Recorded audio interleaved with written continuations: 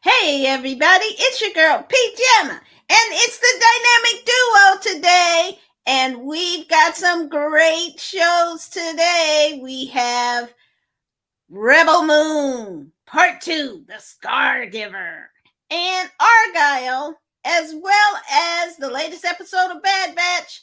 Let's get started.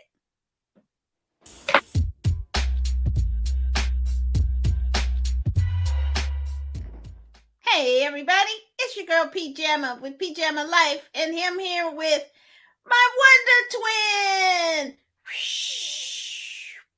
Bing! There we go. All right, David, say hey to the people. Hey, everybody. Great to be with you tonight. Looking forward to talking to you about these fun shows. It's a great way. It feels like summer when you're talking about fun movies like this. So sit back and see if you agree or disagree with this duo. All right, let's take a look at Rebel Moon Part 2, The Scargiver. Oh. The Imperium may wield its mechanical might.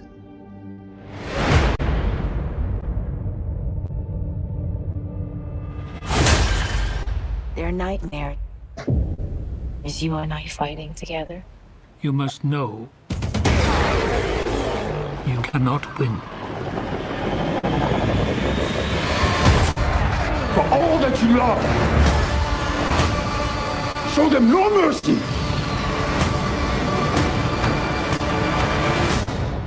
You stand between us and annihilation.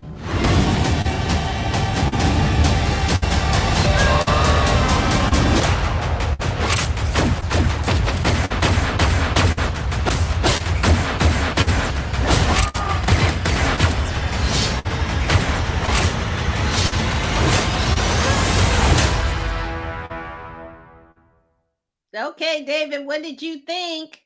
Well, I have to say, first, I want to give mad props to this amazing Rebel Moon popcorn container looking like one of the little drop ships. It's small. It's perfect size for Star Wars action figures. You can customize put one guy in the front and one guy in the back and enjoy this. Eat some popcorn or play with some toys. Either way, that's a Walmart exclusive.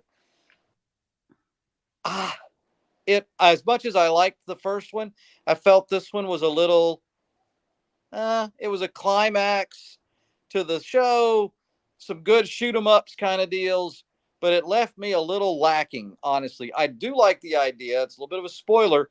This is, if Netflix has the checkbook, this story isn't over, folks. So if you haven't seen it yet, know that. But it was a good conclusion to the episode, to the first one. But it just was a little, it didn't have the same. We stayed in one place. We stayed on Velt too much. That's a spoiler, I suppose. It was good, but not great. And I like it. And I've liked Rebel Moon, I think, more so than you guys on the show, and certainly more than some of the critics I've been seeing across the internet. Zachsnyder did it again and messed up the story.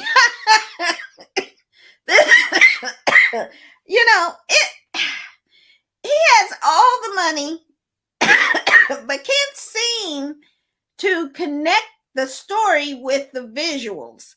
And I think that's the problem, because without a great story, then you're just watching explosions and fight scenes, and there's not a lot of there to connect it, really. And this is his problem, I feel like with Justice League, that 1,700-hour release they did, and then the Army of the Dead, and then this. It's just like, dude, we know you can shoot some brilliant, beautiful shots. Although I will say with this movie, it was much better looking than the first movie. Remember we complained about the crap brown color on everything, and it was very like, ugh. But this one had a lot of great visuals. I will give him that. I will not give him props for the story. So I do like the female antagonist, Sophie Boutella. is like fantastic. And actually, she's in both of our movies this week. How about So that? we're kind of shining a light on her a little bit. And she is a great action hero and can carry a movie. I just think she needs, and the whole movie needs, better script. So he was so busy making a nice looking picture, he forgot about the words they were going to use. So I didn't. It's a C plus. I think I gave it maybe a D for the first one. So it is some improvement, but overall, work on your story writing, man. Well, and I like the first one better. I think the brown imaging, the way they did the CGI, but I like the world building and seeing things. For me, the first one would have been like a low A. Golly, what are you talking about, dude? No. Oh yeah. No. It's Kurosawa, No way. science fiction. It's good guys, bad guys. It's exactly the kind of thing I want to get lost in. With a better story, right? It needed a better story. It was still good enough. I've watched a lot of you have brought me some really educational and wonderful, thoughtful programming, and then you haven't. And this is one of the good things in my mind. Oh my God. This is definitely to a B on the second one. This part 2 is a C plus. This is definitely C material. I rewatched rebelmoon part 1. I did too. I rewatched both of them because I was like, well, it's been some months. Let me kind of give it a second try. It was a C. Both of them together. C minus, C. Give it a C. The overall, I'll give it a B because I just think. Oh my God! It just started off. It was like yesterday we had this, and then today there was no time in between. Right. That makes sense. It just. And why did the robot have antlers? I'm like, what the heck is going on with this robot? And then it's the great Anthony. We needed more Jimmy. I was like, and his name, Anthony Hopkins' name is Jimmy? Sir Anthony Hopkins' name is Jimmy the robot? It was just so many things. I was like, come on now. But definitely it's passable. So, but it's a similar problem coming up. Let's check out next Argylle, Matthew Vaughn's third kind of story for us to watch. Let's check out Argylle. Whoa, hey, there's a cat in there. Oh my God, you're Ellie friggin' Conway. I am such a fan. Oh yeah? What is it you do? Espionage. Would you sign my book? Here we go.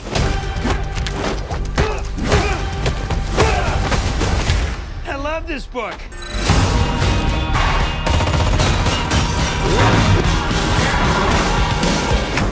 The book is phenomenal, sweetie, but what happens next? It's called a cliffhanger, Mother. I need her to write the next chapter.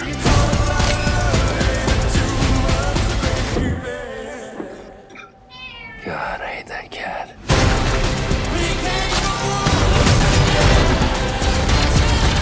It's time for you to meet the real Agent Argylle. Oh my God. Oh my God. Oh my God. Okay, I'm gonna go first. Trash! This was trash! I'm so disappointed in this. I love Matthew Vaughn. Okay, I love him. The Kingsman, the Secret Service, the second one, and Kingsman.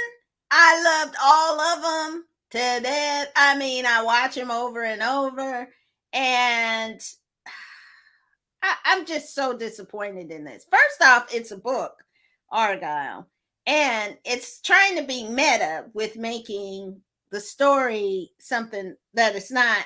And all these wonderful actors. I mean, just the cast alone was probably a few $100 million in the cast. And it looks amazing, but it's so silly and it's so weird and dumb and didn't make sense. It didn't know what it wanted to be. Did it want to be a spy? Did it want to be like a found kind of person who, I don't want to spoil it, but I should spoil it though, because I don't want anybody else to have to suffer through. It is, I can't remember being so disappointed in a favorite director like I am with Matthew Vaughn in this. This was just overwrought, so much CGI that they forgot the story. And you've got, and similar, he brought back a lot of the people, or at least several people from Kingsman. Sophie Boutella is in it. Samuel L. Jackson is in it. You know, it's some fun stuff going on, but it just didn't make sense at all. And please, somebody tell Sam Rockwell he doesn't have to dance in every single daggum movie that he's in. He can like just act. He's a really great actor and a so-so dancer. So just no, it's a no for me for Argylle. David, let me guess. I enjoyed this. Fun. Fun. Come on, the scene with the red and blue smoke. That was so dumb. Come on, man. You killing me right now. I enjoyed it. I came into this movie with absolutely no expectations whatsoever. Oh, I had such high. I had none. None. Come on. But you know what? Bryce Howard is a lot of fun as a leading lady. Great. To me, you know, it was criminal what they did to her character. I enjoyed it. You got it. I had no expectations when I came in. I paid no money for this thing. And enjoyed it. I didn't even have to count people like I used to do in the movie theaters for 20 some odd years. All I did was just go in, watch, like, oh, well, this is kind of different. Cool. I liked it. In fact, I probably liked it a little bit better than some of that Kingsman stuff. Oh my God. Oh no. I don't know what to do with you right now. I don't know, man. Love me forever or get rid of me. I don't know. That's the craziest thing I ever heard you say. But this was, oh my gosh. Let me just point out that they had really good material. You know, the book is a good, decent book. It's a spy novel.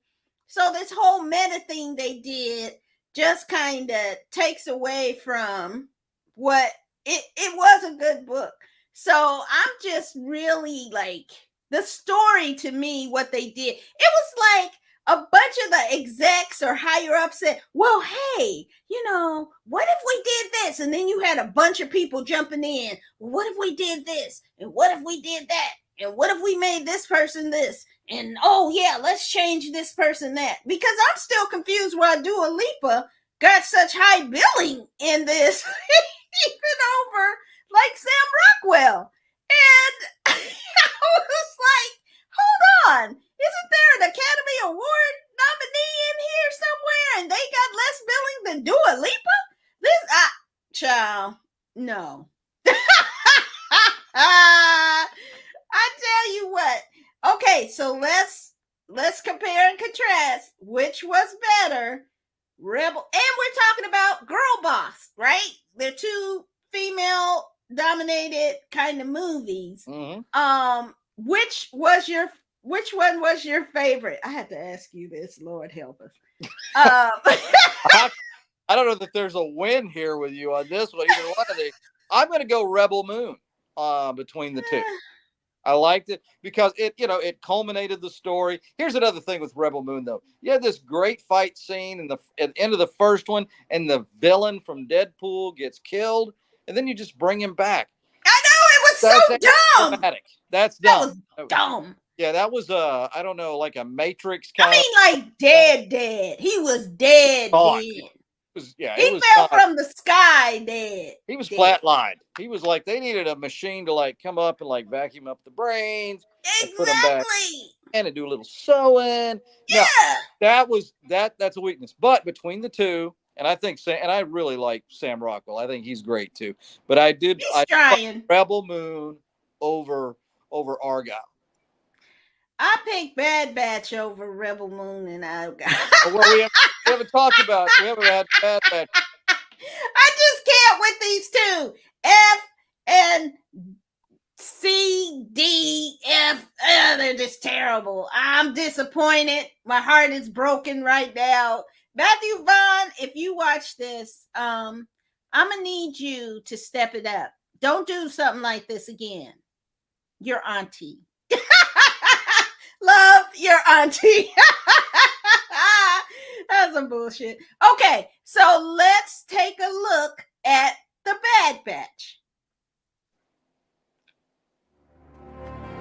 You really think we can trust that Hydra snake?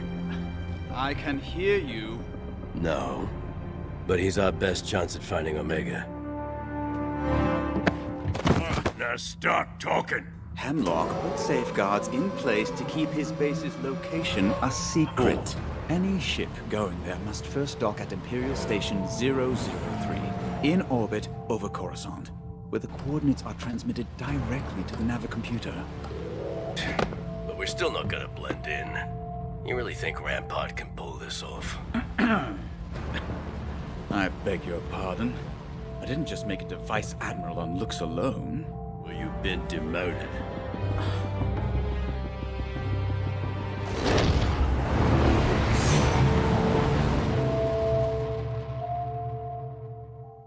And I will let our resident Star Wars expert talk about this week's episode, Into the Breach of the Bad Batch.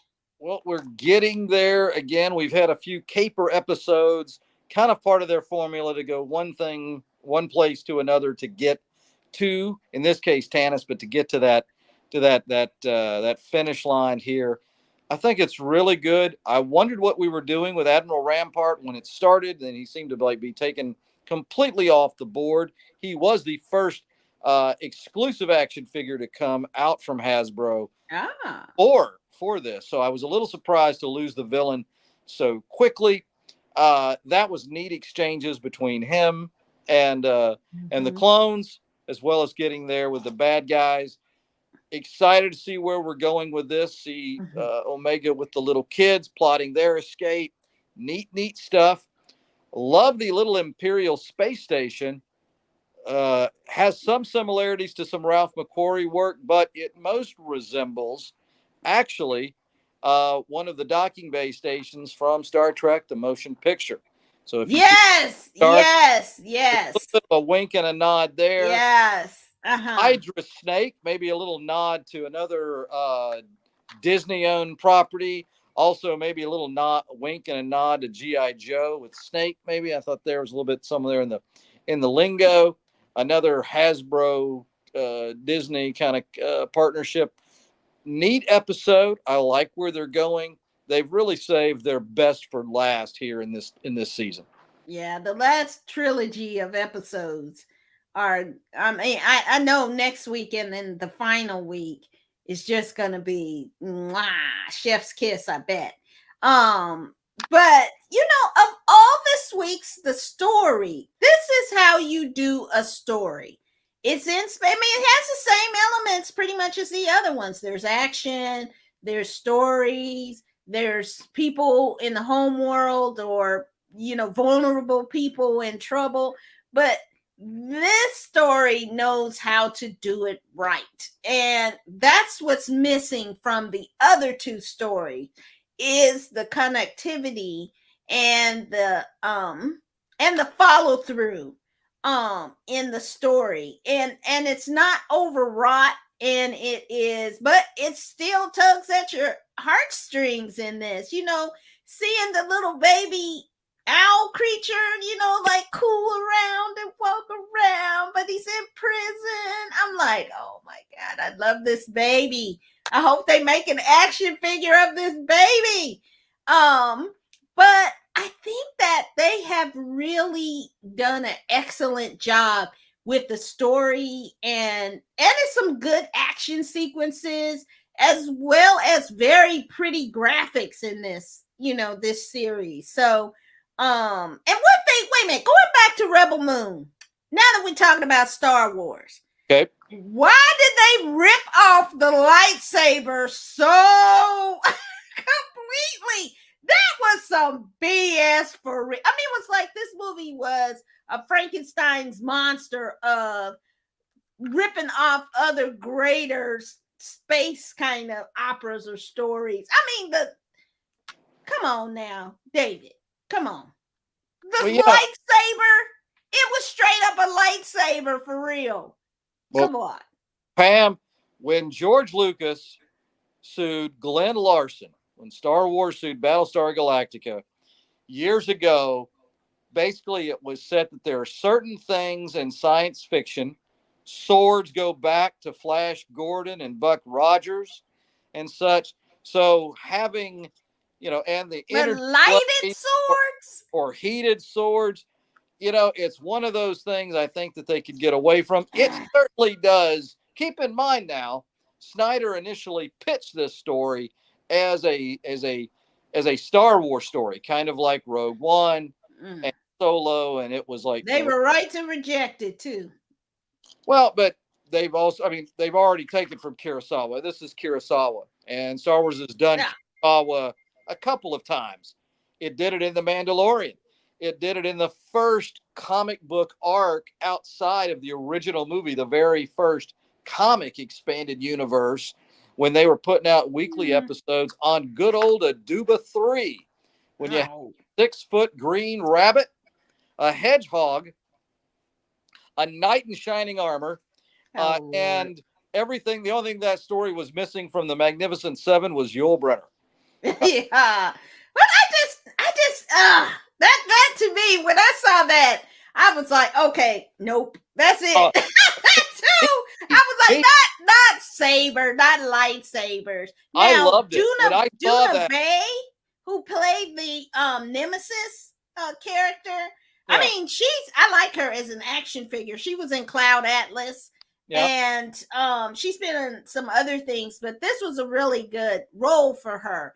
But, child, I say that of the three this week, Bad Batch is definitely the best.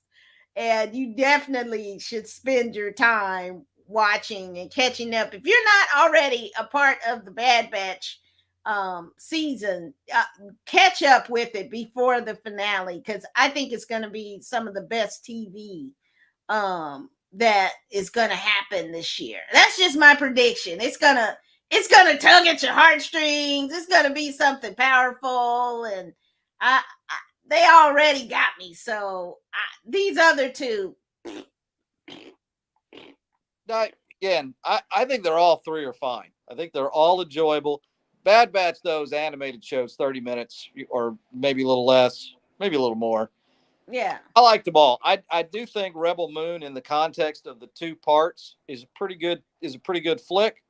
Argylle is entertaining for what it is, and it's certainly the Bad Batch. I mean, Filoni did some good writing. It's better. This season has been a lot better than what we've seen initially with the Bad Batch, where the best episodes did not include the main characters.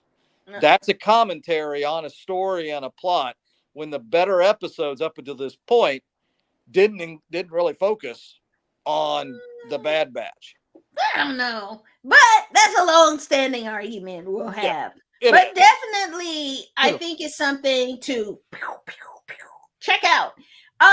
But next week we have it's noir week. And so David and I are both fans of film noir. We'll call this neo-noir because we're going to watch Sugar on Apple TV Plus and Ripley, the remake of The Talented Mr. Ripley by Patricia Highsmith. And we will also check out the penultimate episode of The Bad Batch. It's almost over, so you know it's about to be good. So definitely come back next week and check it out with us. Well, David, it's been a interesting review with you this week. say goodnight to the people. Everybody have a great week. Enjoy this. Get outside and hopefully you'll have some good weather as we get into the spring. The allergies won't be too bad. But come back next week and we'll talk about some more fun stuff. Yeah, this week kind of drove me to some drink. Watching some of this stuff, but in a pleasant way. And you make sure that this week is some good stuff coming up on your TV around a certain somebody whose trial is going on this week. So you definitely want to watch and participate in your democracy. And I hope you got your taxes done this week. And if you do, watch Pajama Life. And we'll see you next time. Take care.